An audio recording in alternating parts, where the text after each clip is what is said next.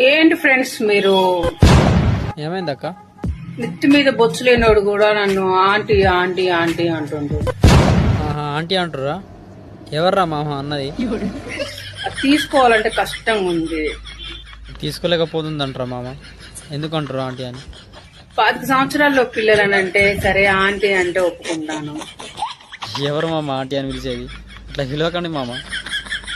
ఈ జుట్టు నెత్తి మీద జుట్టు లేనోడు కూడా ఆంటీ అమ్మమ్మ ఈ పిలుపులు నాకు నచ్చట్లేదు. ప్లీజ్ మామ అమ్మమ్మని కూడా పిలుస్తురా? అట్లా పిలవకండి మామ. దయచేసి చెప్తున్నాను, మేడం అనండి, లేకపోతే ఆశా గారు అని పిలవండి. మేడం గారు ఎంత మంచి చెప్తుంది, మేడం గారు అని పిలవండి అంట. మేడం అని పిలవండి. మీకు రెస్పెక్ట్ ఇస్తాను నేను కూడా. నాకు అది తీసుకోవాలంటే నాకు మనసు ఒప్పట్లేదు. తీసుకోలేకపోతుందంటారా మామ?